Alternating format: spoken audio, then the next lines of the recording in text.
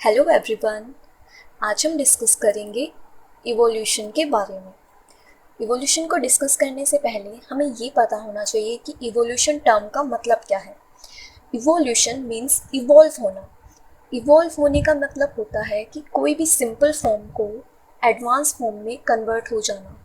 Evolution एक बहुत ही slow process है, बहुत टाइम टेकिंग प्रोसेस है। इवोल्यूशन होने में, उस सिंपल से एडवांस फॉर्म में कन्वर्ट होने में मिलियंस ऑफ ईयर्स लग जाते हैं। अब हम बात करते हैं इवोल्यूशन के बारे में। एनसीईआरटी के साथ साथ चलेंगे। इवोल्यूशन क्या होता है? Changes in the flora and fauna that have occurred over the millions of years on the earth. Flora and fauna में जो भी चेंजेस हुए हैं उनमें मिलियंस ऑफ ईयर्स लगे हैं, जस्ट बिकॉज इवोल्यूशन एक बहुत ही स्लो प्रोसेस है। इवोल्यूशन में चेंज किस में आता है? फिजिकल अपीयरेंस में भी चेंज आ सकता है, बिहेवियर में भी चेंज आ सकता है, और इसमें काफ़ी टाइम लगता है। तो change in a form and behaviour of an organism over a period of time, it is a slow, long and time taking process. अब हम बात करते हैं ओरिजिन ऑफ लाइफ की। ओरिजिन ऑफ लाइफ मीन्स कैसे इवोल्यूशन हुआ है अर्थ का, स्टार्स आए हैं, गैलेक्सीज बनी हैं, यूनिवर्स बना है। तो ओरिजिन ऑफ लाइफ में हम इन सभी चीज़ों के बारे में बात करेंगे कि कैसे सारी चीज़ें फॉर्म हुई होंगी। अब हम डिस्कस करते हैं बहुत ही फेमस थ्योरी के बारे में, that is big bang theory. Big bang theory ये बताती है कि यूनिवर्स कैसे ओरिजिनेट हुआ, कि कैसे यूनिवर्स आया, कैसे स्टार्स आए, कैसे गैलेक्सीज आई। जो भी प्रेजेंट डे में हम जो पिक्चर्स के थ्रू देखते हैं, ये प्रेजेंट डे में जो स्टार्स हैं, यूनिवर्स है, ये कैसे बना हुआ होगा, कैसे ओरिजिनेट हुआ होगा। सो बिग बैंग थ्योरी हमें बताती है ओरिजिन ऑफ यूनिवर्स के बारे में। अब हम बात करते हैं कि बिग बैंग थ्योरी है क्या। एक सिंगुलर ह्यूज एक्सप्लोजन हुआ और यूनिवर्स एक्सपैंड होता चला गया। इसको हम एक डायग्राम के थ्रू देखते हैं। देखिए, ये जो पॉइंट है जहाँ पे बहुत ज़्यादा लाइट दिख रही है, इस पॉइंट से, किसी एक पर्टिकुलर सिंगल पॉइंट से यूनिवर्स जो है एक्सपेंड हुआ, एक बहुत बड़ा एक्सप्लोजन हुआ, और इस तरह से प्रेजेंट डे के स्टार्स, गैलेक्सीज का फॉर्मेशन हो गया, प्लैनेट्स का फॉर्मेशन हो गया।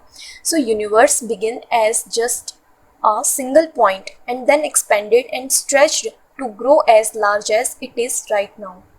जितना बड़ा अभी हम यूनिवर्स को देखते हैं, इतना बड़ा ये स्ट्रेच होता चला गया after a singular huge explosion के बाद। अब हम डिस्कस करते हैं कुछ फैक्ट्स के बारे में।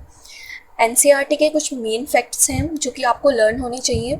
Universe is 20 billion year old and origin of earth that is 4.5 billion year back जो है अर्थ का ओरिजिन हुआ था। एंड लाइफ कब आई थी अर्थ पे? 4 billion year ago, that is 500 million years after the formation of earth, पर that is origin of life 4 billion year ago. ये जो इनिशियल्स कंडीशंस क्या थी जब वहाँ पर लाइफ नहीं थी? तो एक्सप्लोजन हुआ है तो टेम्परेचर हाई होगा, कोई एटमॉस्फेयर भी प्रेजेंट नहीं होगा। जो मोल्टन मास था, इट इज़ अ लिक्विफाइड मास। अब ज़्यादा टेम्परेचर की वजह से उस मोल्टन मास से रिलीज़ होने लगे कुछ गैसेस, जैसे कि methane, carbon dioxide and ammonia. और जो वाटर है वो वेपर्स की फॉर्म में प्रेजेंट था।